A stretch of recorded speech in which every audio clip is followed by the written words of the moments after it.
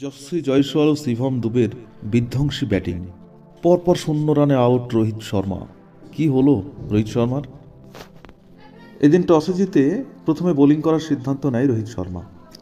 আফগানরা খেলতে নেমে 20 ওভারে 172 রান করে। আফগানের গুলবদিন নাইবের অর্ধশতরানের সৌজন্যে লড়াই করার মতো স্কোর করে আফগানিস্তান।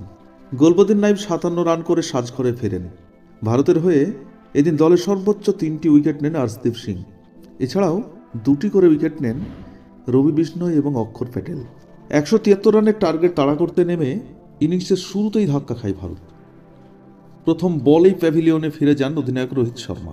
বিরাট কোহলি অবশ্য 14 মাস পর টি-20তে ফিরে 16 বলে 29 রান করে সামান্য ঝলক দেখান। এরপর হাল ধরেন যশস্বী জয়সওয়াল ও শিভম দুবে। যশস্বী জয়সওয়াল ও শিভম দুবের বিধ্বংস ব্যাটিং বুঝিয়ে দিল যে তারা টি-20 ওয়ার্ল্ড কাপের জন্য প্রস্তুত। মার্ক কাটারি ইনিংস খেলে যশস্বী করলেন 34 বলে 68 রান এবং শিভম দুবে 32 বলে 63 রান করেন। আজকে ভারতীয় ইনিংসের লাইমলাইট কেড়ে নিয়েছিলেন যশস্বী জয়সওয়াল ও শিভম দুবে।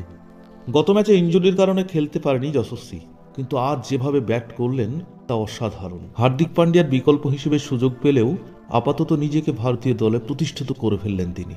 শেষে রিঙ্কু সিং নেমে 9 বলে 9 রান করে 15.4 ওভারে 4 উইকেট হারিয়ে জয়ের লক্ষ্যে পৌঁছে যায় ভারত। অপরদিকে রোহিত শর্মাকে নিয়ে শুরু হয়েছে গুঞ্জন। রোহিত শর্মা শুরুতেই ফিরলেন 0 রানে। টানা দ্বিতীয় ম্যাচে 0 রানে উইকেট খোয়াতেই ভারত অধিনায়ককে নেট মাধ্যমের চূড়ান্ত কটাক্ষের সম্মুখীন হতে হয়। 2022 সালে টি-20 বিশ্বকাপের পর থেকে টানা 14 মাস আন্তর্জাতিক টি-20 থেকে দূরে ছিলেন রোহিত শর্মা। টানা 2 ম্যাচ 0।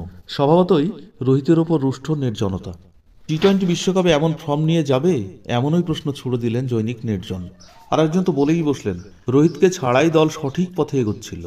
রোহিতকে এই খেলা খেলার চেয়ে অবসর নেওয়ার পরামর্শ দিয়েছেন এক ভারতীয় সমর্থক। টি-20 বিশ্বকাপের দল ঘোষণা হয়ে গিয়েছে, তাই আগামী টি-20 বিশ্বকাপের জন্য আফগানিস্তানের বিরুদ্ধের সিরিজকে বেশ গুরুত্ব সহকারে দেখছিল ভারতীয় ক্রিকেট দল। রবিবার ময়দানে নেমেছিল 2 দল।